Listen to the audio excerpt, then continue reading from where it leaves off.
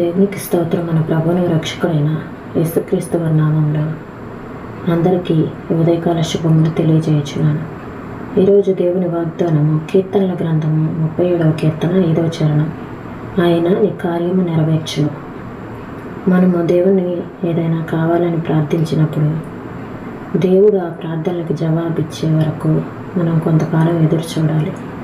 అయితే అలా కొంతకాలం ఎదురు చూడకుండా ప్రార్థించి మనం చేయాల్సిన మానవ ప్రయత్నాలన్నీ చేస్తాము.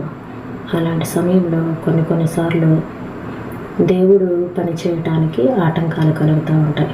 అంటే ఏంటంటే ఇహలోకపు శక్తులు చురుగ్గా పనిచేస్తాయి, ఆత్మశక్తులు మెదలకుండా ఊరుకుంటాయి. అందుకని మనము ఏదైనా ఒక విషయాన్ని గురించి అడిగినప్పుడు దేవుని సన్నిధిలో కొంతకాలం కనిపెట్టడం అనేది మంచిది. ఒకప్పుడు నేను అనుకునేదాన్ని, ఒక విషయం గురించి ప్రార్థన చేసిన తర్వాత ఆ విషయం నెరవేరటానికి మానవపరంగా నేను చేయగలిగిందంతా చెయ్యాలి అని. అయితే దేవుడు సరైన మార్గాన్ని బోధించాడు. ఎలాగంటే నేను చేసే ప్రయత్నాలు ఆయన పనికి ఆటంకాలు తప్ప మరేమీ కాదని. ఒకసారి అంటూ ప్రార్థించి తప్పకుండా అది జరుగుతుందని నమ్మినట్టయితే ఆత్మలో స్తుతులు చెల్లిస్తూ వేచి ఉండాలని. ఆయన ఏదన్నా చెప్తే చెయ్యాలని. కానీ చేతులు ముడుచుకు కూర్చోవటం, ఏమీ చెయ్యకుండా కేవలం దేవుడి మీద భారం వేసి ఊరకుండటం మనకి రుచించదు. పోరాటంలోకి మనం స్వయంగా దూకాలన్న శోధనను తట్టుకోవటం కష్టం.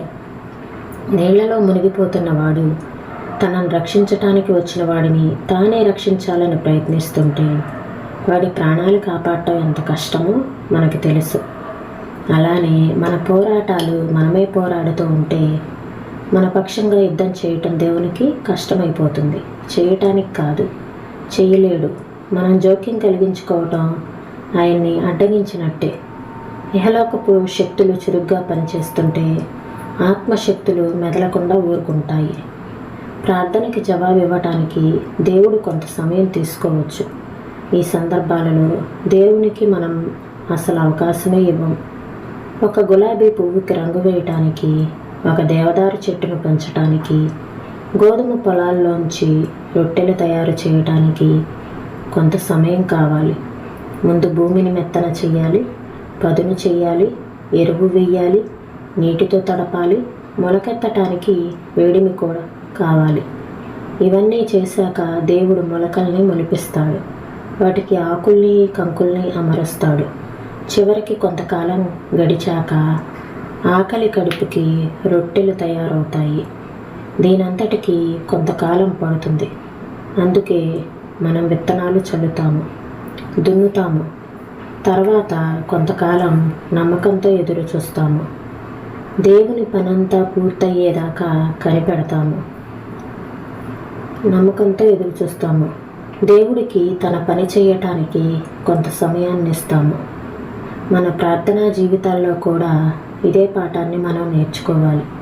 ప్రార్థనలకి జవాబు ఇవ్వటానికి కొంత సమయం ఇవ్వండి. ఈ మాటలను ప్రభువు మన వెనుకల్లో దీవించునుగాక. ప్రార్థన చేసుకుందామండి. స్తోత్రం తండ్రి, పరిశుద్ధుడా, ప్రేమ కలిగిన దేవా, నీకు వందనాలు చెల్లిస్తున్నాం ప్రభా.